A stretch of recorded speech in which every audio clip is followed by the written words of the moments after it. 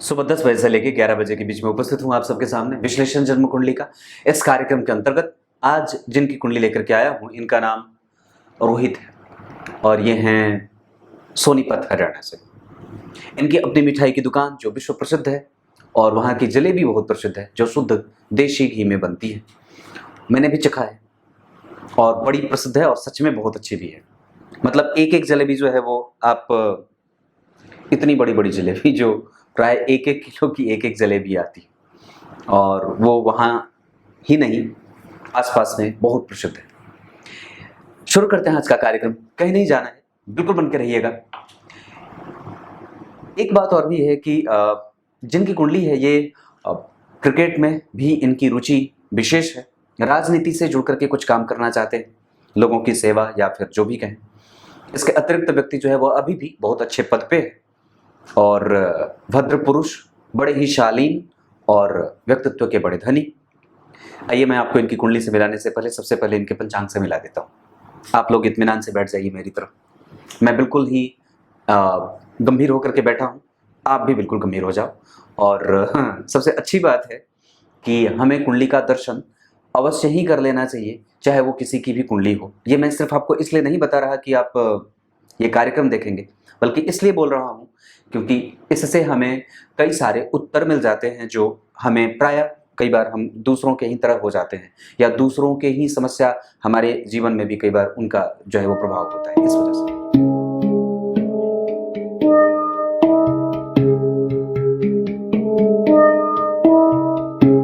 ज्येष्ठ माह में इनका जन्म हुआ है वृषभ प्रजा संवत्सर 2045 शक संवत 1911, 2045 विक्रम संवत उत्तरायण में इनका जन्म। पहले इसका विश्लेषण कर दूं तो वृषभ प्रजा संवत्सर में जन्मे होने से व्यक्ति जब जन्म लेता है उस दौरान कोई भी देश भर में कोई अप्रिय घटना नहीं होती। छोटी मोटी जो एक सामान्यतया घटनाएं होती वो होती हैं, पर वह क्षेत्र बड़ा शांत होता है और उस दौरान लोग खुश और खुशहाली भरा वातावरण रहता है। उत्तरायण में ज्येष्ठ माह में जन्मे होने से व्यक्ति का प्रभाव बड़ा ही गर्वीला और बड़ा ही तेज से युक्त होता है। शरीर रोग से मुक्त होता है और छोटी मोटी पेट से संबंधित परेशानियां खाली बनी रहती है। थोड़ी सी जलन पेट में होती है, ऐंठन वगैरह। उत्तरायण में जन्मे होने से व्यक्ति का आत्मबल और पिता का प्रभाव, पिता के साथ संबंध बड़े मधुर और पिता के साथ व्यक्ति का प्रभाव बड़ा ही अच्छा होता है। उनके पिता का नाम बड़ा बेहतर होता है, समाज में नाम अच्छा होता है। ग्रीष्म ऋतु में जन्मे होने से व्यक्ति को, हालांकि यहाँ पर जो बात कही जाएगी वो ग्रंथ के आधार पर कि ग्रीष्म ऋतु में जन्मे होने से व्यक्ति जो है वो अपने घर से, जन्म स्थान से दूर जाकर के अगर वास करके कोई कारोबार करे तो उसे बड़ा लाभ मिलता है। तो ये बात यहाँ पे लागू होती है। हालांकि कई बार वो चीजें कमजोर भी होंगी क्योंकि केंद्र में जो राशि बनी है वो भी, और ये बातें आगे भी साबित करूंगा। बुधवार के जन्मे होने से शुक्ल पक्ष के एकादशी के चंद्रमा व्यक्ति को धन से, संपत्ति से, दाम्पत्य से, संतान से, धन से, ये सारी चीजों से और व्यक्ति के सामाजिक प्रतिष्ठा को बिल्कुल ही हमेशा बरकरार रखने वाले और बहुत ही जाना माना परिचित चेहरा होता है। ये शुक्ल पक्ष के एकादशी के चंद्रमा व्यक्ति के पास कभी भी धन की समस्या नहीं होने देंगे और व्यक्ति हमेशा ही अपने कुल का दीपक होता है और कुल की मर्यादा को मर्यादित ढंग से चलाने वाला और उसका पोषक होता है। बुधवार के जन्मे होने से वाणी बड़ी प्रभावकारी और बहुत ही मजबूत, थोड़ी सी लटकती है कभी कभी। शुक्ल पक्ष में जन्मे होने से व्यक्ति जो है वो सामान्यतया बहुत ही बेहतर बुद्धि का होने के कारण शांत विचारों वाला होता है, झगड़ालू नहीं होता, बहुत ही शुद्ध और मनस्वी चैतन्य होता है। मतलब वो तुरंत ही किसी चीज से प्रभावित होता है और तुरंत ही अपनी राय नहीं रखता। वस्तुतः उसके दिमाग में बातें चलती अवश्य हैं, पर कई बार वो उसे प्रकट नहीं करता। अप्रकट सा व्यक्तित्व होता है, ये बात समझने की है। चित्रा नक्षत्र में जन्मे होने से व्यक्ति के पास गर्मी भी है, पर वो उसे कई बार बहुत ही सलीके से और अपनी ऊर्जा का सतत बहुत ही बेहतर तरीके से, बहुत ही पॉलिटिकली उसका इस्तेमाल करता है, ये बात दिखती है। परिधि योग, वाणिज्यकरण, खुद का व्यवसाय व्यक्ति करना चाहे निसंदेह कर सकता है और इनकी कुंडली में नौकरी से ज्यादा व्यवसाय के योग और राजनीति में जाने के योग ज्यादा दिखेंगे, वो मैं आगे बताऊंगा कैसे। शूद्र वर्ण और राक्षस गण के होने के कारण व्यक्ति राजसिक है और निसंदेह यहाँ पे दाम्पत्य को थोड़ी सी लेकर के व्यक्ति में कभी कभी असमंजस की स्थिति बनेगी, उस पर फोकस ज़्यादा होना चाहिए। हालांकि दाम्पत्य कभी भी बिगड़ेगा नहीं। ये तुला लग्न की कुंडली कभी भी किसी को कमजोर और नाखुश करके नहीं जाने देती। सबको प्रसन्नचित्त करने में व्यक्ति लगा होता है और कभी भी किसी का दुश्मन नहीं होता, न तो वो बनाता। उसका भरोसा कभी भी झगड़े में नहीं होता, वो शांति से ही अपना सारा समाधान ढूंढना चाहता है। ये सबसे अच्छी बात है। अब मैं आपको इनकी कुंडली से मिला देता हूँ। इस पंचांग की सबसे अच्छी बात क्या होगी अगर मैं आपसे पूछूं तो? आप लोग अगर मेरा कार्यक्रम प्रत्येक दिन देखते होंगे तो आप लोगों को ये बात पता है कि मैं हमेशा ही सबसे ज़्यादा चंद्रमा पे फोकस करता हूँ और चंद्रमा को सबसे ज़्यादा केंद्र में रख करके बहुत सारी कुंडलियों को निचोड़ स्वरूप बताता हूँ। जहाँ मैंने इनकी कुंडली में अगर देखी है कि शुक्ल पक्ष के एकादशी के चंद्रमा, द्वादशी के, दशमी के चंद्रमा बड़े अच्छे माने जाते हैं, इस आधार पर व्यक्ति की कुंडली में कभी भी धन की समस्या नहीं होगी।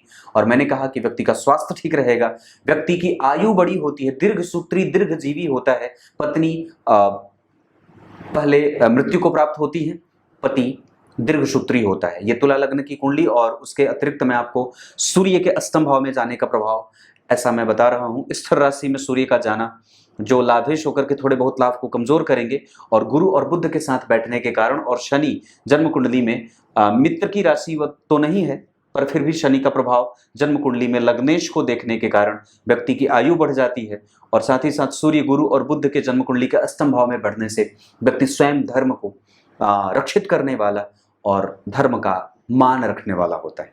वो कट्टरपंथी होता है और बिल्कुल ही जब कभी बात अपने धर्म और अपने संस्कारों पे आती है तो निसंदेह उसका पोषक होता है और कभी भी उसके लिए कुछ भी करने को तैयार होता है। ऐसी स्थिति, हालांकि स्वयं वो कई बार भले ही वो पूजा पाठ, ध्यान धारणा, समाधि, ध्यान अध्ययन वाला भले नियमतः करे या ना करे, पर निसंदेह उसका भरोसा बहुत ही प्रगाढ़ और बहुत ही मजबूत होता है, जिसको कभी भी छोड़ा या कभी भी कमजोर नहीं किया जा सकता, कितने ही दबाव में। ये बात दिख रही है। अब उसके बाद आपको मैं इनकी कुंडली में लेके आता हूँ। सबसे अच्छी बात मैंने जहाँ बताई कि चंद्रमा बहुत अच्छे हैं, सूर्य, गुरु और बुध अष्टम भाव में हैं। यहाँ गुरु जो है वो जन्म कुंडली में पराक्रम भाव के अधिपति होकर के, और गुरु जो है वो जन्म कुंडली में पराक्रम भाव के अधिपति होकर के, और बुध 12वें भाव के अधिपति होकर के विमल योग लगाएंगे। और सूर्य अष्टम भाव में बैठे हैं, लाभ भाव को कमजोर करेंगे, यह लाभ भंग योग लगेगा। लाभ भाव के अधिपति का अष्टम में जाना लाभ भंग योग लगेगा, और भाग्य भाव के अधिपति का अष्टम में जाना भाग्य भंग योग लगेगा। मतलब दो चीजें इनके जीवन में नेगेटिव हो रही हैं। और तीसरी नेगेटिव बात जो मैं अभी कह देता हूं कि लग्न के अधिपति के ऊपर शनि की दृष्टि। हालांकि एक तरह से ये कुंडली इस मामले में बहुत अच्छी होगी कि जो शनि है वो इस कुंडली के लिए कारक होते हैं, जो पंचम और चतुर्थ के अधिपति हैं। चतुर्थ और पंचम के अधिपति होकर के सर्वाधिक कारक ग्रह जन्म कुंडली में लग्नेश को देख रहा है, वहीं राहु भी जन्म कुंडली में लग्नेश को देख रहे हैं। तो दो पापक ग्रहों का प्रभाव लग्न को प्रभावित करेगा, लग्नेश को प्रभावित करेगा। वहीं चंद्रमा लग्न में बैठे होने से व्यक्ति को सबसे ज्यादा, क्योंकि ये चित्रा नक्षत्र में है, तो व्यक्ति राजनीति में इंटरेस्ट लेने वाला और व्यापार से राजनीति का बल बढ़ाने वाला होता है। क्योंकि चित्रा नक्षत्र का प्रभाव व्यापार भाव से प्रभावित है। द्वितीय भाव और सप्तम भाव के अधिपति होकर के मंगल नीच के हैं। इस वजह से कई बार यहाँ पे छोटी मोटी परेशानियां जो है वो व्यापार में बनती हैं। हालांकि ये एक सामान्य सी बात है, इसे लेकर के बहुत ज्यादा चिंता नहीं करनी चाहिए। यहाँ चंद्रमा के 4 डिग्री 5 कला चित्रा नक्षत्र मंगल और लग्न 20 डिग्री का पूर्ण बली, जिसके अधिपति विशाखा नक्षत्र के अधिपति गुरु जन्म कुंडली में अष्टम भाव में सूर्य के साथ बैठे हैं, जो कि लाभेश होते हैं। और लग्न गुरु का बना है, लग्न तुला का बना है, जिसके अधिपति शुक्र भाग्य भाव में बैठ करके व्यक्ति को विख्यात और सामाजिक, धार्मिक और राजनीतिक रूप से मजबूत बनाने का काम करेंगे। इसके पीछे का एक सिद्धांत बता दूं। लग्न में अगर चंद्रमा बैठे हो और लग्न का अधिपति अगर भाग्य भाव से बैठा हो और शनि के द्वारा देखा जा रहा हो, ये तीनों ही सिद्धांत हैं। लग्न में चंद्रमा बैठे हो, लग्न के अधिपति भाग्य भाव में बैठे हो और शनि के द्वारा देखे जा रहे हो, शनि अगर केंद्र में से या राजयोग की भांति या राजयोग कारक हो या योग कारक स्थिति या कारक ग्रह के रूप में उपस्थित होते हो कुंडली में, जैसे तुला लग्न की कुंडली में सर्वाधिक योग कारक ग्रह शनि होते हैं, तो व्यक्ति अपने राजनीति करियर का शुरुआत शनि की दशा में अवश्यम भावी निश्चित रूप से कर सकता है और उसको लाभ मिलेगा। क्योंकि चंद्रमा लग्न में बैठे हैं, विशेषतया व्यक्ति को हमेशा ही, हालांकि एक बात यहाँ पे जरूर होगा कि मंगल की दशा थोड़ी बहुत परेशान करने वाली अवश्य हो सकती है, क्योंकि वो नीच के बैठे हैं और इस कुंडली के लिए वो मारक भी होते हैं। तो मंगल की दशा में हमें विशेष सावधानी की आवश्यकता होगी, जो 2037 के चौथे महीने में आने वाली है, 37 से लेकर के 38 के छठवें महीने तक। पर उसके पहले हमें बिल्कुल भी डरने की आवश्यकता नहीं है। शनि जो है वो ठीक बैठे हैं, खराब नहीं है, और वक्री हैं, इस वजह से वो व्यक्ति को गंभीर बनाएंगे। क्यों? क्योंकि 18 डिग्री का वक्री ग्रह थोड़ा पीछे जाएगा और यहाँ का प्रभाव जब करने लगे तो थोड़ी बहुत समस्याओं से व्यक्ति को रखता है। जैसे आइए अब आपको मैं एक एक ग्रहों पे लेके आता हूँ। सबसे पहले अगर बात सूर्य की करेंगे तो सूर्य इनकी कुंडली में वृषभ राशि में बैठे हैं, लाभ भंग योग बताया मैंने, और सूर्य 29 डिग्री के हैं, गुरु भी 25 डिग्री के। तो इसका मतलब है कि इस कुंडली में सर्वाधिक जो आत्मकारक ग्रह जो होगा वो सूर्य ही होंगे। इसका मतलब एक होगा ये कि नवांश कुंडली में सूर्य के अध्ययन को देखना बड़ा जरूरी है कि आपकी कुंडली का जो सर्वाधिक उपस्थिति जिसकी कुंडली में मजबूती से है, मतलब डिग्री के हिसाब से, वो ग्रह नवांश कुंडली में कैसा बन रहा है, और निस्संदेह वो आपकी कुंडली में कौन सा ग्रह है जो आत्मकारक बन रहा है, और वो आपकी कुंडली के लिए कौन से भाव का अधिपति होता है। तुला लग्न की कुंडली के लिए सूर्य लाभ भाव के अधिपति होकर के जब अष्टम भाव में बैठेंगे और गुरु के साथ बैठेंगे जो कि जन्म कुंडली के पराक्रमेश हैं, यानी कि अपने भाव से 5वें भाव के अधिपति के साथ ग्रह बैठा, ये अच्छी बात होगी। और दूसरे नंबर पे बुध बैठे हैं जो कि भाग्य भाव के अधिपति हैं, ये भाग्य भंग योग लगे।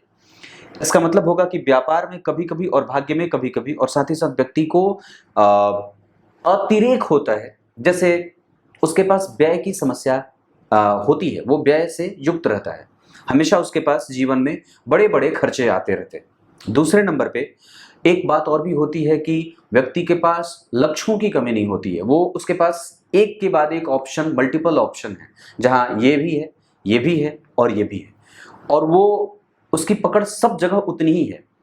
पर कई मामलों में वो इस चीज को लेकर के थोड़ा कंफ्यूज अवश्य हो सकता है। इस पर विचार करने की बात है कि लाभ किस में ज्यादा है, और जब भी वो लाभ को देख करके काम करता है तो तीनों में से किसी भी एक चीज को पकड़ नहीं पाता है। तो सबसे ज्यादा हमें इसी बात को क्लियर करने की आवश्यकता है कि हमें लाभ के लिए काम करना है या फिर हमें अपने उस चीज के लिए काम करना है जिसमें हमें वास्तव में आत्मसंतुष्टि का भाव मिलता है। लाभ नहीं, आत्मसंतुष्टि कहाँ मिल रही है, ये जातक को सबसे ज्यादा सफल बना सकती है। दूसरे नंबर पे आपकी कुंडली के लग्न में चंद्रमा है, इसका सीधा सा अर्थ ये होगा कि व्यक्ति हमेशा ही अपने मन को लेकर के अगर काम करे, मतलब मन जिससे प्रसन्न हो, जिससे मन खुश रहे, वो व्यक्ति को अवश्य करना चाहिए। और निश्चित रूप से व्यक्ति वही काम करेगा जो उसके मन को प्रसन्न, कभी भी वो किसी के प्रेशर में आकर के कोई भी काम ना करे तो ज्यादा अच्छी बात होगी। कारण है क्या? क्योंकि जन्म कुंडली के चतुर्थ भाव की स्थिति आप जब देखेंगे तो मंगल 4 नंबर की राशि में बैठे, इसका मतलब ये यहां बैठे।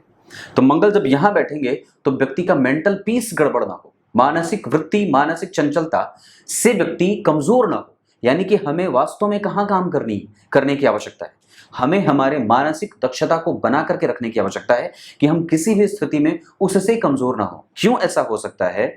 क्योंकि पहले ही सूर्य जो आत्म बल के कारक होते हैं, गुरु ज्ञान के कारक होते हैं, बुद्धि इंटेलिजेंस के कारक बुद्ध होते हैं, वो तीनों ही जो पॉजिटिव नेचर को व्यक्ति का बना देते हैं, वो निश्चित रूप से अष्टम भाव में जाने से थोड़ी बहुत कमजोरी या थोड़ी बहुत गड़बड़ी पैदा कर सकते हैं, जहां व्यक्ति कई बार अच्छे और बुरे में कई बार पहचान नहीं कर पाता, अपनी बात बहुत अच्छे तरीके से रखने में कई बार उसको कमजोरी महसूस होती है, या कई बार वो सामने से बहुत ही प्रकट करके विरोध नहीं कर पाता, या कई बार अपने आत्मबल में कमजोरी या व्यय के अतिरेक के कारण अपने आप को क्षुब्ध, परेशान या चिंतित महसूस कर सकता है। तो हमें व्यय पे कंट्रोल करने की आवश्यकता है, खर्च को ये देखने की आवश्यकता है कि वो कहाँ हो रहा है, कहाँ जा रहा है, पैसा कहाँ से आया तो कहाँ गया।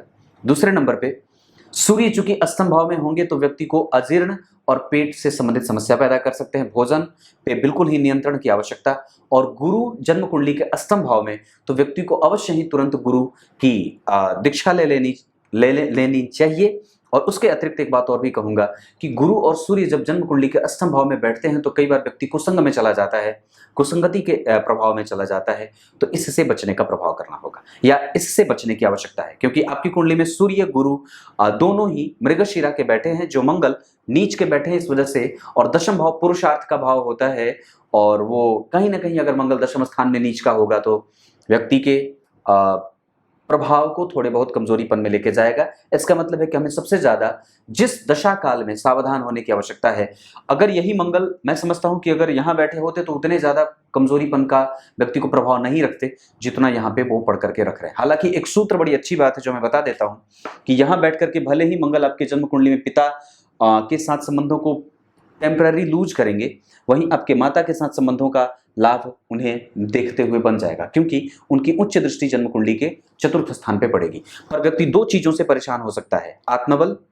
मन के क्षुब्ध, परेशान और बिल्कुल ही सकपकाहट से युक्त, या कई बार सफोकेट हो जाए, या कई बार वो डिसीजन मेकिंग कैपेसिटी उसकी कमजोर होती है। मैंने इस पे कार्यक्रम बना रखा है जिसमें यह बात कही है कि मंगल अगर अस्त हो जाए या मंगल अगर कमजोर हो जाते हो, नीच के हो जाते हो, तो हमें बेसिकली इस बात पे ध्यान देने का, हालांकि उनका नीच भंग होगा चंद्रमा के केंद्र में बैठने के कारण, क्योंकि जिस राशि में वो नीच के बैठे उस राशि का अधिपति चंद्रमा करके कर्क राशि के अधिपति होकर के लग्न में ही बैठे हैं, इस वजह से मंगल का नीच भंग होगा। पर समस्या यहां ये होगी कि उस चंद्रमा के ऊपर किसी भी तरीके से कोई पापक ग्रह ही देख रहा है, एक मंगल और दूसरे राहु, और किसी शुभ ग्रह का कोई प्रभाव नहीं है। इस वजह से चंद्रमा हमेशा ही दृष्टि का प्रभाव ढूंढते हैं कि मुझे कहीं से कोई शुभ ग्रह की दृष्टि मिल जाए, चाहे शुक्र की हो चाहे गुरु की हो, ये कम से कम उन्हें दोनों में से कोई एक ग्रह अगर देख ले तो बड़ी अच्छी बात होगी। हालांकि एक बहुत अच्छी बात इस कुंडली में जो आपको मैं दिखा दूं, तो चंद्रमा और शुक्र का संबंध नवम पंचम का, व्यक्ति का प्रभाव दाम्पत्य से, व्यक्ति का प्रभाव उसके भाग्य से, व्यक्ति का प्रभाव उसके पूर्वजों से, व्यक्ति का प्रभाव उसके कुल के लोगों से हमेशा ही बड़ा मजबूत और गाढ़ापन लिए रहता है। जैसा ऐसे कि सारे लोग ही बहुत ही उम्र को प्राप्त करके बैठे होते हैं, उनके पास अपनी आयु सीमा बड़ी चौड़ी और ऊंची होती है। मैंने जहां लग्न में चंद्रमा का प्रभाव बताया, अष्टम में सूर्य का प्रभाव बताया, गुरु का प्रभाव बताया, बुध का प्रभाव बताया कि व्यक्ति को कई बार छिन्न भिन्न करेंगे बुद्धि से और रिप्रेजेंटेशन से। हालांकि उसकी बुद्धि बड़ी ही प्रखर और बिल्कुल ही कामयाब बी को देने वाली है। दूसरे नंबर पे व्यक्ति के पास अपनी आयु बहुत अच्छी है, पर पत्नी पहले स्वर्गवासी हो जाती हैं, व्यक्ति अपना जो है वो प्रभाव उसका रहता है, और कई बार अंतिम दशा जब शनि की आती है तो व्यक्ति थोड़ा विक्षिप्त सा होता है, ये भी मैं देख रहा हूँ। अब आपको मैं इनकी कुंडली में चंद्रमा पे लेके आता हूँ। आप लोगों को एक बात बताऊं कि तुला लग्न की कुंडली के लिए सूर्य जहां लाभ भाव के अधिपति होकर के अष्टम भाव में बैठेंगे तो आरंभ व्यक्ति का थोड़ा देर से, मतलब वो जब अपने आप पे कुछ करने चलता है तब उसको थोड़ा विलंब होता है। चंद्रमा इनकी कुंडली में शुभ ग्रह है, शुक्ल पक्ष के दसवीं और एकादशी के चंद्रमा बड़े अच्छे होते हैं, लग्न में बैठे हैं, दशम भाव के अधिपति होकर के लग्न में बैठे होने से, और जन्म कुंडली में व्यापार, आरंभ व्यक्ति का व्यापार से हो या व्यक्ति व्यापार से जुड़ा होता है, थोड़ी बहुत कमजोरीपन, उसका मन हालांकि वहां पे थोड़ा कम ही लगता है। उसके अतिरिक्त व्यक्ति कई बार बहुत ज्यादा नौकरी से संतुष्ट नहीं होता और बहुत ज्यादा बाउंडेशन में नहीं रहना चाहता, वो स्वतंत्र होकर के अपनी अलग पहचान और अपनी अलग कामयाबी की इबारत दिखना चाहता है। इसके अतिरिक्त मैं आपको एक बात और बता दूं, मंगल के नीच होने का प्रभाव यहाँ पे थोड़ा कमजोर होगा, और नीच की स्थिति होने के कारण अगर ये मंगल यहाँ नीच के नहीं होते और चंद्रमा को अगर नहीं देखते, हालांकि नक्षत्र चंद्रमा का मंगल ने लिया है, मंगल का नक्षत्र चंद्रमा ने लिया है, और यहाँ पे मंगल उसको देखेंगे तो चंद्रमा के पास साहस का संचार होगा, और दूसरे नंबर पे व्यक्ति का व्यापार पक्ष बहुत ही मजबूत होता है, जिसको कि अगर व्यक्ति पकड़ करके फिर भी रख ले तो भी काम अच्छा हो जाए। क्योंकि किसी भी भाव से 4 घर आगे अगर कोई नीच का ग्रह बैठेगा और चंद्रमा जैसा ग्रह जब जन्म कुंडली के सप्तम भाव पे बैठेगा या देखेगा, या दशम भाव के अधिपति जब लग्न में बैठेंगे, तो व्यक्ति को व्यापारिक सोच का बनाने के साथ साथ उसको बेहतरीन व्यापारी बना देते हैं। या फिर ये कहा जा सकता है कि व्यक्ति हमेशा ही अपने पैरों पर खड़ा होने के बारे में विचार करता है, उसको किसी के भी बैसाखी की आवश्यकता नहीं चाहिए, और उसको ये चीज कभी भी पसंद नहीं आएगी कि वो किसी के सहारे अपनी सफलता की कहानी लिखे। उसको सबसे ज्यादा यही बात खटकती है कि मेरे सफल होने में, वस्तुतः निश्चित रूप से किसी भी व्यक्ति के सफल होने में कई सारे लोगों का प्रभाव होता है और कई सारे लोगों का योगदान होता है, कोई भी व्यक्ति अकेले सफल नहीं होता। लेकिन कई बार होता है कि व्यक्ति चाहता है कि उसको कोई ये ना कहे कि वो आज वहां पहुंचा है तो मेरे कारण पहुंचा है, ये चीज इन्हें सुनना थोड़ा अच्छा नहीं लगेगा, क्योंकि लग्न में चंद्रमा निसंदेह सबको साथ में लेकर के चलना चाहते हैं। व्यक्ति जब सफल हो जाए तो कहे भी कि आप लोगों के कारण बहुत बहुत धन्यवाद, आप लोगों ने मुझ पर भरोसा किया, ऐसा कह सकता है। परंतु फिर भी वो अपने बल पे ही अपना काम करना चाहता है, किसी के भरोसे अपनी बंदूक नहीं चलाना चाहता। क्लियर है? दूसरे नंबर पे अपने बल पे खड़ा होने का प्रभाव और जल्दी ही धन कमाने की उत्सुकता, लक्ष्मी संपन्न योग बनेगा, दशम भाव के अधिपति का लग्न में बैठना। और बहुत अच्छी बात होगी यहाँ पे चंद्रमा का लग्न में बैठने का प्रभाव मंगल के नक्षत्र में कि व्यक्ति साहसी है, तिकड़मी है, बुद्धिमान है, बहुत ही फुर्तीला है और साथ ही साथ क्विक एक्शन लेने वाला है। उसके निर्णय कभी भी गलत और कभी भी निरर्थक नहीं होते, तथ्यात्मक होते हैं और बहुत ही मजबूती से धारण किया हुआ व्यक्ति होता है। सबसे अच्छी बात होती है कि वो खेल भावना से प्रेरित होता है, जहां जीवन में हमेशा ही कंपटीशन का भाव होता है, जहां उसको हमेशा ही किसी न किसी को हराने की मिलती रहती है। जैसे होता है ना कि कोई ना कोई है जो आपके सामने है और हमेशा रहेगा, मतलब उसके सामने बड़े बड़े लक्ष्य हमेशा ही आते रहेंगे, उसके सामने हमेशा ही व्यय आते रहेंगे। कभी पिताजी को, कभी व्यापार को, कभी नौकरी को, कभी खेल को, कभी राजनीति को, कभी लोगों को, कभी समाज सेवा में, कभी ये कभी वो, मतलब ये कभी भी खत्म नहीं होने वाला और ये हमेशा ही जातक के सामने मिलते रहेंगे। इस वजह से इन सभी चीजों से, क्योंकि व्यक्ति के ऊपर दारोमदार होगा और वो निश्चित रूप से सबको सम्मानित करता हुआ सम्मानजनक स्थिति को प्राप्त करता है। ये चंद्रमा है जिसके ऊपर किसी भी शुभ ग्रह का कोई प्रभाव नहीं है। मंगल और राहु जैसे दो पापक ग्रहों के प्रभाव से प्रभावित होने के कारण जातक में जल्दबाजी और जल्दबाजी में निर्णय लेने की स्थिति और कई बार कंफ्यूज होने का प्रभाव भी रहेगा, क्योंकि चंद्रमा मंगल के नक्षत्र में होंगे तो जहां व्यक्ति को डिस्क्रिप्टिव बना देंगे, मतलब एक साथ कई सारी चीजें विचार में बनती हैं, चलती हैं और उसमें से किसी एक को भी पकड़ करके चलना थोड़ा कठिन होता है। और उसके बाद बहुत ही माइन्यूट लेवल पे अगर जाकर के कहूंगा, बहुत ही छोटे लेवल पे, तो कहीं ना कहीं जातक में कंफ्यूजन अवश्य है और वो उस चीज को लेकर के कंफ्यूज है कि मुझे दरअसल चुनना क्या है। और सबसे ज्यादा उसमें जो जब वो अपना टारगेट नहीं बना पाता है तो उस चीज की समस्या यहां से शुरू होती है कि उसकी कुंडली के सूर्य और उसकी कुंडली के बुध जन्म कुंडली के अष्टम में बैठे हैं। अब इसका एक बहुत ही बड़ा नुकसान आपको बता दूं कि यहाँ सूर्य और बुध का जो बुधादित्य योग आपको लग रहा होगा, दरअसल ये निगेटिव होगा, क्योंकि 12वें के अधिपति हैं और दरअसल वो आपके कंफ्यूजन के कारक हो रहे हैं, क्योंकि उस बुध के ऊपर भी वस्तुतः किसी शुभ ग्रह का प्रभाव नहीं है। वो गुरु के साथ बैठे हैं जो तुला लग्न की कुंडली के लिए रोगेश और मेहनत कराने वाले, बुद्धि को मेहनत करने वाले भाव के साथ बैठने के कारण जातक को यहाँ पे बहुत दबाव हो, यहां से उसको बहुत ज्यादा प्रेशर क्रिएट होता है मेंटली, जहां वो कई बार बहुत ज्यादा टॉर्चर्ड फील करता है। और निसंदेह वो भले अपने आप को दिखाए नहीं, पर प्रेशर कहीं ना कहीं है जो उसको खाए रहती है। ऐसा बुध के कारण होगा। हालांकि आपकी कुंडली में बहुत अच्छी बात है कि छठवें भाव के अधिपति के साथ बुध का संयोग हो रहा है। सूत्र ये ज्योतिष का है कि जन्म कुंडली के छठवें भाव के अधिपति के साथ अगर बुध का संबंध हो जाता है तो व्यक्ति को साहसी और जंगबाज बना देते हैं, मतलब बहादुर और डरने वाला नहीं। अगर यही बुध गुरु के साथ नहीं बैठे होते या गुरु से उनका संबंध नहीं होता और सूर्य वहां नहीं बैठे होते, इन तीनों को ही समझना होगा। वस्तुतः जब आप चंद्रमा को समझ रहे हैं तो चंद्रमा के ऊपर मंगल का प्रभाव और चंद्रमा के ऊपर किसी भी शुभ ग्रह का कोई प्रभाव नहीं।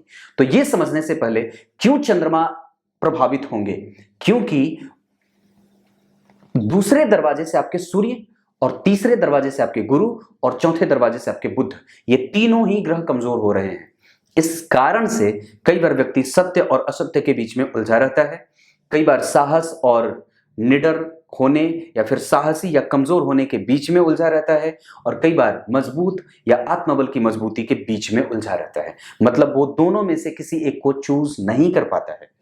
इस वजह से हमें सबसे ज्यादा इस कुंडली के आधार पर सूर्य की उपासना करने का बल देना होगा, जहां आप रविवार को कम से कम पीले पुष्प की माला अपनी पत्नी को कहें वो गूंथ ले, तांबे के पात्र में उसे भगवान के सामने ऐसे दिखा करके और तांबे के पात्र में अर्पित कर देना है। रविवार को बिल्कुल भी नमक और मांस भक्षण बिल्कुल ना करें और किसी भी तरीके से लीकर वगैरह का इस्तेमाल आपके लिए बहुत ज्यादा नुकसानदायक हो सकता है।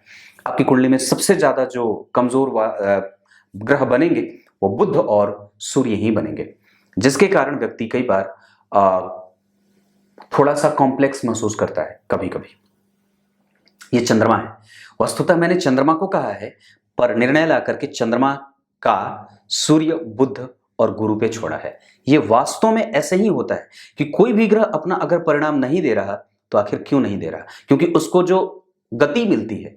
जैसे हमें जो मुक्ति मिलती है वो क्यों मिलती है? हमारी माताओं और हमारी बहनों के कारण। विशेषतया कोई भी माता अपने पुत्र के लिए हमेशा ही मोक्षदायिनी होती है, क्योंकि वही वस्तुतः जातक को सबसे पहले सत्संग का लालच देती है या सत्संगी बनाती है, जहां व्यक्ति को हमेशा ही जीवन भर सत्संग में जाने का और सद्गुरुओं का आश्रय प्राप्त करने का योग जागृत करवाती है।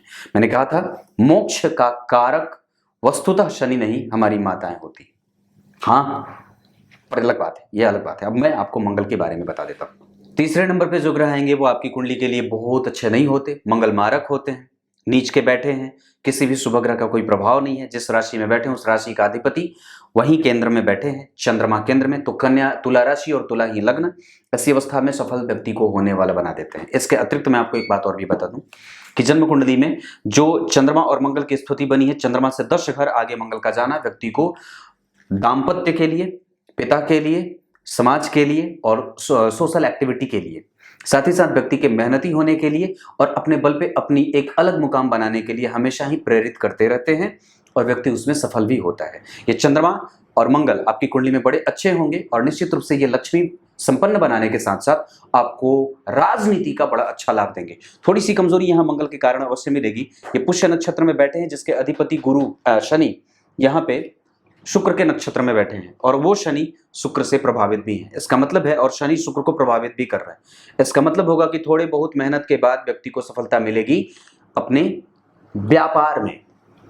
यहाँ पे उनका मन थोड़ा कम लगे, या हो सकता है कि व्यक्ति कुछ और भी करना चाहता है व्यापार को छोड़ करके या नौकरी को छोड़ करके, उसको किसी और अन्य चीज की तलाश है, जिसके लिए अगर कुछ भी करना होगा तो 2024 के अक्टूबर के बाद निश्चित रूप से आपके इच्छा में अगर हो तो जो काम भी आप करना चाहते हो, चाहे किसी भी स्तर पे जाकर के, तो निश्चित रूप से आपको, हाँ, पर आपकी कुंडली के आधार पे एक बात कहता हूं कि भाग्य भाव के अधिपति का अष्टम में जाना भाग्य भंग योग लगा रहे हैं। ऐसी अवस्था में व्यक्ति को कई बार गुरु दीक्षा और गुरु के लिए और बिना गुरु के आश्रय के, जैसे वो किसी भी तरीके से हमेशा ही गुरु का प्रश्रय आश्रय लेते रहना चाहिए, उसका आशीर्वाद अवश्य ही जरूरी है।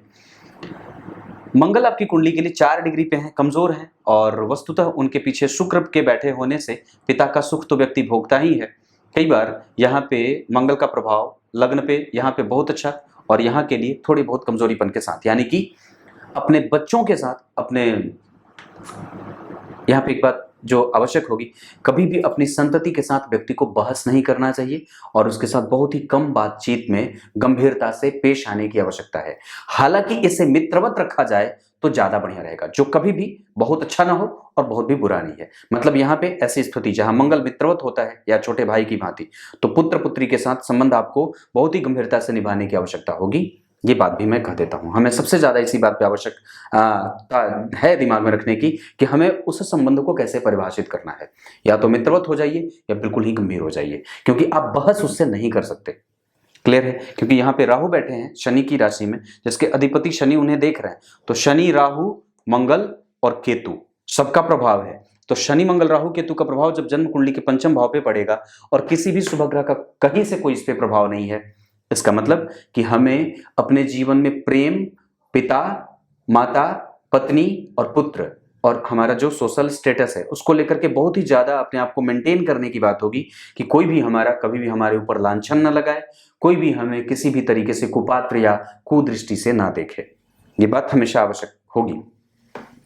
मंगल आपकी कुंडली के लिए ठीक है तो नहीं, पर थोड़े कमजोर हैं, इस वजह से इनकी दशा में आपको विशेष सावधानी की आवश्यकता होगी।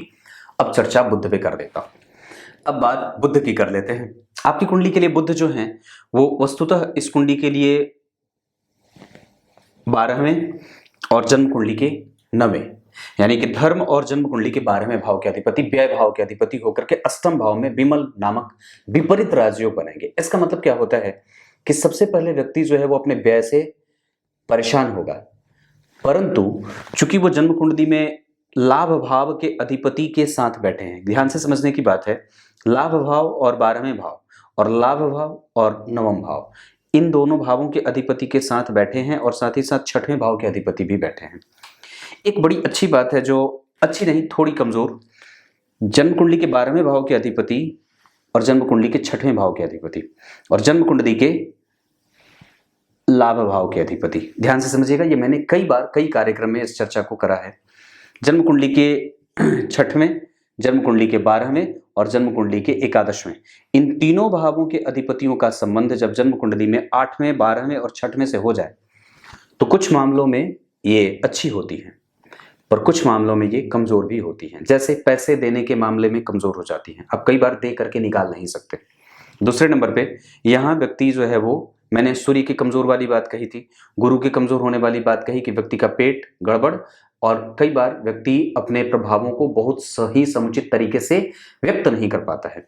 और बुध के कमजोर होने से व्यक्तित्व में या फिर कई बार डिसीजन मेकिंग कैपेसिटी में कमजोरी होती है।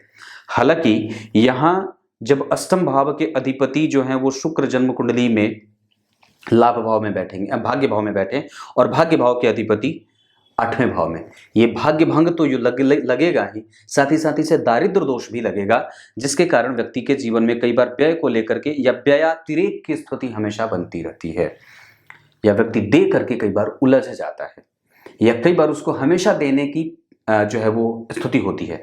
समाज को हमेशा ही वो उसको किसी ना किसी वजह से देना पड़ता है। आपके पास रहे ना रहे, हमेशा आपको मदद के लिए आगे आना ही पड़ेगा। ऐसा लगता है जैसे आपकी रिस्पॉन्सिबिलिटी है, और ये कभी भी खत्म नहीं होती। दूसरे नंबर पे 12वें भाव के अधिपति का 6वें में जाना, 8वें में जाना, इसे दारिद्र दोष भी कहेंगे। लाभ भाव के अधिपति का 6वें में जाना, 8वें में जाना, ये कई बार व्यक्ति की फंडिंग रोक देता है, या कई बार व्यक्ति को कम पैसों पर नौकरी करने के लिए मजबूर करता है, या कई बार व्यक्ति को सामंजस्य, अगर आप कल को किसी भी क्षेत्र के लिए सफल नहीं होते या असफल हो जाते हैं, या खुद को ऐसा मान लेते हैं कि मैं जो करना चाहता था वो नहीं कर पाया, उसके पीछे यही सूर्य, गुरु और बुध का ही कारण होगा। क्योंकि यही आपको दरअसल जो प्राप्त करना चाहिए, जो आपको अपने बल पे प्राप्त करना चाहिए, वो कौन सा भाव होता है? एकादशवां। और उस एकादशवें भाव के अधिपति अष्टम में बैठे हैं। जो साहस होना चाहिए वो कौन है? वो विपरीत है। और जो मोक्ष होता है, जहां पे अंतिम व्यक्ति को सुखद और शांति का एहसास होता है, वो विपरीत राजयोग बना रहे। पहले विपरीत विपरीत विपरीत, उसके बाद अनुकूल अनुकूल अनुकूल।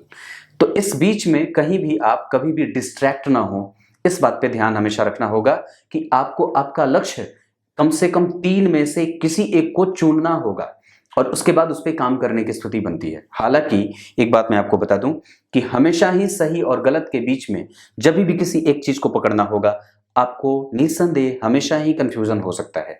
लेकिन चूंकि आपकी कुंडली में चंद्रमा है, मंगल अगर नीच के नहीं होते और उनका नीच भंग अगर नहीं होता, तो यह स्थिति और भी ज्यादा मारने वाली हो जाती। यहां बुध आपको साहसी बनाएंगे, हाजिर जवाब बनाएंगे, और साथ ही साथ थोड़े बहुत कमजोर तार्किक बनाएंगे। व्यक्ति कई बार बहुत ज्यादा तर्क नहीं करता, निर्णय में और सुनने और सुनाने में भरोसा ज्यादा करता है। बुद्धिमान है, इस वजह से उसको सही और गलत का ज्ञान है, लेकिन कई बार वो बेवजह की फालतू की बकवास में अपना दिनचर्या और अपना वक्त नुकसान नहीं करना चाहता है। ये इनको बहुत अच्छे तरीके से आता है। क्लियर है ये चीज? आलस्य का भाव रहेगा, और कई बार व्यक्ति जो है वो ऐसी स्थिति में कि जो चाहता है उसको पाने के लिए कई बार उसको बहुत ज्यादा मशक्कत करनी पड़ती है।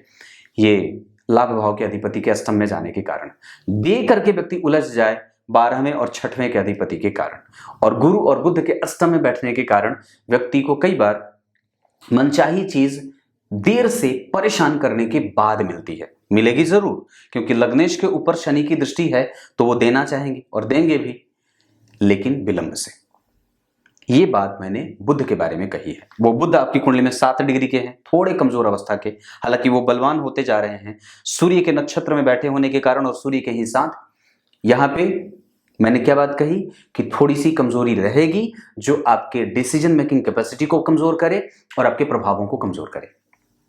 अब बात गुरु की करते हैं। अब बात देवगुरु बृहस्पति की कर लेते हैं। देवगुरु बृहस्पति आपकी कुंडली के लिए 6वें और तीसरे भाव के अधिपति होते हैं, मतलब रोग और पराक्रम भाव के अधिपति। इस कुंडली के लिए वो बहुत अच्छे नहीं होते। इस कुंडली के लिए रक्त चंदन की माला बड़ी लाभदायक हो सकती है, और साथ ही साथ आपकी कुंडली के लिए जो है वो तुला राशि के प्रभाव की स्थिति या फिर तुला राशि के लग्न के लिए शुक्र भी अच्छे होते हैं और शनि भी अच्छे होते हैं और साथ ही साथ बुध भी अच्छे होते हैं, पर इसमें सबसे ज्यादा परिणाम शनि का अच्छा होता है। और यहाँ अच्छे हैं भी वो थोड़े बहुत कमजोरीपन के साथ, हालांकि तीसरे भाव में बैठे हैं तो कोई विशेष कमजोरी नहीं होगी। शुक्र इस कुंडली के लिए गुरु के बाद बुध के बाद अगर गुरु की चर्चा करते हैं तो मृगशिरा नक्षत्र में यहाँ जातक जो है वो 25 डिग्री के ढलान की तरफ गुरु का प्रभाव, मृगशिरा नक्षत्र में कन्विंसिंग कैपेसिटी अच्छी होगी, व्यक्ति अपनी बातों में लोगों को खींच लेता है और उसके अतिरिक्त पुरातात्विक ज्ञान हो जाता है, उसके पास ज्योतिष का, उसके पास रहस्यमयी चीजों का, उसके पास ये चीज है कि कैसे जो है वो पैमाना कैसे बनाना है, किन किन चीजों को आधारभूत जो है वो आवश्यकताओं पे कैसे व्यक्ति काम करता है, जो फाइनल टच देना हो वहां से लेकर के और आरंभ से लेकर के अंतिम तक कैसे कैसे जो है वो पीरियोडिकली कैसे काम करना है, ये जातक को बहुत अच्छे तरीके से आता है। साथ ही साथ वो देश देशांतर में कैसे घूम करके यात्रा करके कैसे धन इकट्ठा करना है, फंड कैसे इकट्ठा करना है, इसका प्रभाव बहुत अच्छा व्यक्ति के पास हो सकता है। उसके अतिरिक्त व्यक्ति अपने माता से थोड़े बहुत कमजोरीपन के साथ उसका अनुभव रहता है, सहोदर भाई बहनों के साथ उसके संबंध थोड़े से कमजोरीपन के साथ निकल के आते हैं। लेकिन एक बात है कि व्यक्ति व्यापार बहुत ही अच्छे तरीके से कर लेता है और पिता के साथ उसके संबंध कभी भी कमजोर नहीं होने चाहिए। हालांकि पैतृक संपत्ति को लेकर के कई बार विवाद कमजोरीपन के साथ दिखती है, इस वजह से हमें उस पर ध्यान देना होगा। हालांकि तीन ग्रहों के प्रभाव से द्वितीय भाव थोड़ा कमजोर होगा, लेकिन द्वितीय भाव के अधिपति नीच के अपने भाव से पंचमस्त जाकर के और द्वितीय भाव पे सूर्य, गुरु और बुध के प्रभाव से व्यक्ति कई बार किसी से भी झगड़ा और लड़ाई नहीं करना चाहेगा। हालांकि छोटे भाई बहनों के साथ अपने संबंधों को लेकर के कभी भी किसी भी तरीके का व्यक्ति को कंफ्यूजन नहीं रखना चाहिए, उन्हें लेकर के हमेशा ही एक अलग और बहुत ही विस्तृत राय रखनी चाहिए, बहुत ही क्लियर और बहुत ही कंफ्यूजन से मुक्त होकर के सामने आना चाहिए। ये गुरु का प्रभाव व्यक्ति को विदेशों से, लोगों से, दुनिया भर के देशों में व्यक्ति को परिचित और बहुत ही पहचान देने वाला हो सकता है। गुरु मृगशिरा के बैठे हैं, इस वजह से व्यक्ति कभी भी निंदनीय और कुकृत्य नहीं करेगा और भरोसेमंद भी है। सबको एक साथ लेकर के चलने की बात व्यक्ति के पास होगी और पेट से संबंधित और नाभि का क्षेत्र व्यक्ति को प्रभावित कर सकता है। स्वास्थ्य के मामले में गुरु का प्रभाव ऐसे नेगेटिव प्रभाव में व्यक्ति को लेके जा सकते हैं। गुरु की दृष्टि विदेश के लिए अच्छी होगी, धन भाव के लिए अच्छी होगी, पंचम या चतुर्थ भाव के लिए थोड़ी सी कमजोर होगी। चतुर्थ भाव पे नीच की दृष्टि डालेंगे, इस वजह से हालांकि वहां पे मंगल का भी प्रभाव होगा, तो मंगल वहां पे अपनी दशा में माता का लाभ देते रहेंगे, सुख समृद्धि धन मान वगैरह देते रहेंगे। पर गुरु की दशा में, अंतर दशा में भी ये बात लागू हो कि व्यक्ति जब कभी भी कुछ इकट्ठा करने चले, जैसे धन वगैरह या फिर चौपाया सुख या भूमि भवन वाहन आदि का सुख, तो थोड़ी बहुत उसको कमजोरी मिल सकती है, जहां उसको उससे दूरी पैदा होते देखी जाती है। ये बात मैं एक बात और भी इस तरीके से कह सकता हूं कि छठवें भाव के अधिपति हैं, तीसरे भाव के अधिपति हैं, लाभ भाव के अधिपति के साथ बैठे हैं, इस वजह से जातक को अपनी मेहनत हमेशा ही बहुत ही सलीके से उठाने की आवश्यकता है कि आप जहां पे कदम रखने वाले हैं वो कौन सी जगह है और उसका लाभ कितना मिलने वाला है। मतलब कई बार आप अच्छी और बुरी चीजों में भेद नहीं लगा पाएंगे, जिसके लिए निश्चित रूप से आपको किसी न किसी परिपक्व व्यक्ति की आवश्यकता होगी, जो निश्चित रूप से आपकी मदद हमेशा करता रहे। ये हमेशा ही आपको उसकी आवश्यकता मैं महसूस करता हूं। अब आगे शुक्र की बात करता हूं। शुक्र आपकी कुंडली के लिए लग्न के अधिपति होते हैं और जन्म कुंडली में भाग्य भाव में बैठे हैं। आर्द्रा के होने के कारण व्यय हमेशा देते रहेंगे। राहु की दृष्टि होने से यह स्थिति और भी ज्यादा बढ़ेगी और लग्नेश होते हैं, अष्टम भाव में अगर बैठ जाते तो कमजोरी बढ़ जाती। जन्म कुंडली में हालांकि अपने ही राशि में बैठ करके फिर भी थोड़े से कमजोरीपन के साथ ही, हालांकि मैं एक बात कह दूं कि लग्नेश होकर के अगर अष्टम भाव में बैठे होते तो बहुत ज्यादा कमजोरी नहीं होती, लेकिन वहां पे कमजोरी इस मामले में हो रही है कि दो पापक ग्रहों का प्रभाव। लग्नेश चूंकि हमेशा ही शुभ ग्रह ही होता है, वो कभी भी पापक ग्रह नहीं होता। ग्रह का मतलब कि अगर कोई भी व्यक्ति आपकी कुंडली में लग्न का अधिपति बनता है, कोई भी व्यक्ति अगर आपकी कुंडली में घर का अधिपति बनता है, चाहे वो कोई कुपात्र हो या सुपात्र हो, अपने घर के लिए सभी अच्छे होते हैं। या दूसरा, वो कभी भी अपने ही घर का नुकसान नहीं करना चाहता है। ठीक उसी तरीके से लग्नेश चाहे शुभग्रह हो चाहे पापग्रह हो, वो कभी भी कमजोर नहीं करते या कमजोरी नहीं देते अपने घर को। वो जहां भी बैठते हैं अच्छे से और उस भाव को बेहतर परिणाम देते हैं। जैसे मैंने क्या बात कही कि मंगल नीच के बैठे हैं तो इस भाव को कमजोर करेंगे। धर्म क्षेत्र का लाभ व्यक्ति का कभी भी कमजोर नहीं होगा। पिता का सुख व्यक्ति को कभी भी कमजोरी से नहीं मिलेगा। साथ ही साथ उसको भाग्य का लाभ कभी भी व्यक्ति के पास कमजोर नहीं होगा। हाँ, थोड़ी बहुत मशक्कत क्यों करनी पड़ रही है, क्योंकि भाग्य के कारक गुरु नीच के हैं या अष्टम में बैठे हों या अस्त हों, ऐसे गुरु प्रभावित करते हैं। इसके अतिरिक्त आपकी कुंडली में लग्नेश का भाग्य भाव में जाना और शनि जैसे कारक ग्रह से देखा जाना व्यक्ति को छोटे छोटे लेवल पे लोगों से जुड़ करके और उनसे किस तरीके से काम निकालना है, उनको किस तरीके से अपने वश में करना है, उनसे कैसे अपने आप को रिलेट करना है, ये व्यक्ति के पास बहुत अच्छी होती है। कम्युनिकेट बहुत अच्छा करता है छोटे लेवल पे लोगों से। और दूसरे नंबर पे मास वोट व्यक्ति को बहुत ही मजबूती से मिल जाती है। लग्न के अधिपति का भाग्य भाव में जाना, शनि और राहु जैसे दो पापक ग्रहों से प्रतिष्ठित होना, उन पे दृष्टि का जाना लग्नेश के ऊपर। क्योंकि मैंने क्या बात कही कि लग्नेश कभी भी पापक ग्रह नहीं होते, वो कभी भी पाप नहीं होता। शनि भी अगर लग्नेश बनेंगे तो कभी वो पापक ग्रह के रूप में नहीं देखे जाएंगे, वो शुभ ग्रह के रूप में ही देखे जाएंगे। और लग्नेश जहां कहीं भी बैठता है उसमें उपस्थित सारे दुर्भावनाओं को और उस भाव पे आने वाली समस्त प्रकार की समस्याओं का अंत कर देता है, या फिर वो उस भाव को बल दे देता है। साथ ही साथ इस बात पे जितनी भी कुंडली में मैंने फलादेश के भाव क्रमशः करे हैं, जैसे मंगल की दशा कमजोर जाए, गुरु की दशा थोड़ी सी कमजोर जाए, सूर्य का प्रभाव थोड़ा सा कमजोर हो रहा है, बुध का प्रभाव कमजोर हो रहा है, ये मैंने इतने सारे कमजोर पक्ष क्यों दिखाए हैं? उसके पीछे का कारण ये रहा है क्योंकि आपकी कुंडली में लग्न के अधिपति के ऊपर दो दो पापक ग्रहों का प्रभाव है। ये गनीमत है कि आपकी कुंडली में लग्न को शुक्र जो लग्नेश बने हैं उस पर शनि और राहु जैसे ग्रह देख रहे हैं, जो वस्तुतः कहीं से भी कमजोर नहीं बैठे हैं। राहु भी कमजोर नहीं बैठे, पंचम के राहु स्वग्रही होकर के बैठे हैं और उस पर शनि की दृष्टि है। राहु जिस नक्षत्र में बैठे हैं उस नक्षत्र का अधिपति इस जन्म कुंडली में यही बैठा है, लग्न में केंद्र में ही बैठा है। और दूसरे नंबर पे जिस राशि में बैठे हैं राहु, उस राशि का अधिपति उन्हें देख रहा है तीसरी दृष्टि से। और साथ ही साथ उस राहु के ऊपर किसी भी शुभ ग्रह का कोई प्रभाव भले ना हो, लेकिन मंगल की दृष्टि जा रही है जो इस नक्षत्र के अधिपति हैं। गौर से देखिए तो चंद्रमा चित्रा नक्षत्र के जिस पे मंगल की दृष्टि थी, ये बहुत अच्छी बात होती है चंद्रमा और मंगल के लिए। और वहीं राहु जिस नक्षत्र में बैठे हैं उस नक्षत्र के अधिपति मंगल उसे देख रहे हैं।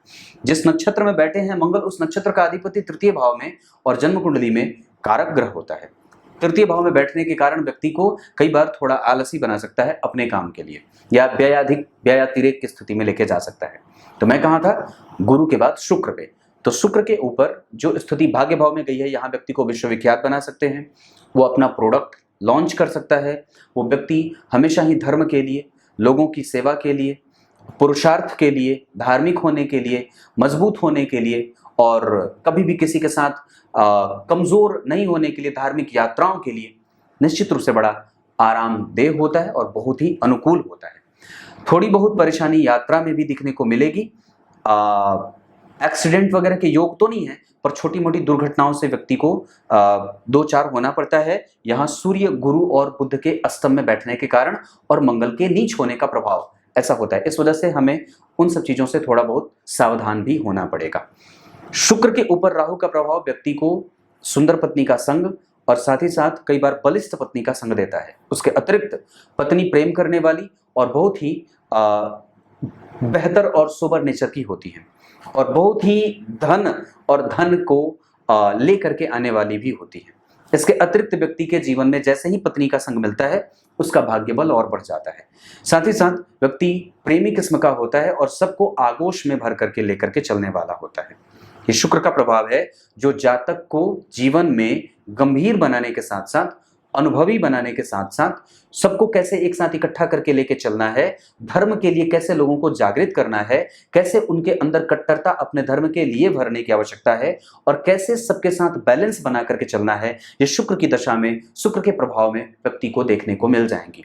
शुक्र की दशा में व्यक्ति धार्मिक कृत्य कर ले, कोई मांगलिक कृत्य कर ले, कोई यात्रा कर ले, कोई बहुत अच्छा काम कर ले, कोई सामाजिक सरोकार से जुड़ करके कोई काम करना हो, तो शुक्र की दशा लाभदायक हो सकती है। शुक्र की स्थिति जन्म कुंडली में आर्द्रा के बैठे हैं, वो राहु ने देख रहे हैं, ये अच्छी बात होगी। राहु यहाँ पे कुंभ राशि में स्वग्रही माने जाते हैं, इस वजह से राहु का प्रभाव आपके शुक्र के लिए लाभदायक होगा।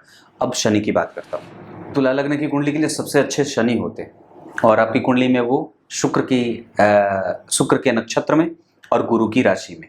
ऐसी अवस्था में व्यक्ति के धर्म का सुख थोड़ा कम मिलता है, भाग्य का सुख थोड़ा कम मिलता है और धर्म भाव पे पापग्रह की दृष्टि पड़ जाने से थोड़ी बहुत कमजोरी भी देखने को मिलती है। हालांकि जन्म कुंडली के भाग्य भाव पे अगर आप देखें तो राहु शनि दोनों का प्रभाव है। मंगल पहले ही नीच के हैं, धर्म भाव के अधिपति धर्म भंग योग लगा रहे हैं, भाग्य भंग योग लगा रहे हैं। इस वजह से हमें निश्चित रूप से अपने जीवन में धर्म को हमेशा ही धारण करके रखने की आवश्यकता होगी। अपने जीवन में गुरुता बना करके रखने की आवश्यकता होगी। धर्मार्थ किए गए कृत्य हमेशा ही आपको लाभ देने वाले हैं।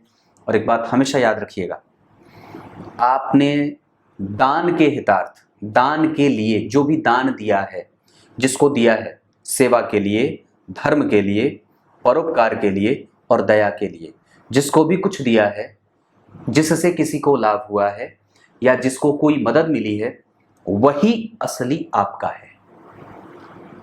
क्या कही मैंने बात? कि जो आपने किसी को दिया है ना, जिसमें बिल्कुल भी आपका कोई स्वार्थ नहीं था, असली धन वही है, असली धन वही है। वस्तुतः वो धन आपका नहीं है जो आपके बैंक में बैलेंस में पड़ा हुआ है या फिर आपने जमीन या प्रॉपर्टी के रूप में खरीदी है, वो कभी भी आपका नहीं है, वो कभी भी आपके संग नहीं जाएगा।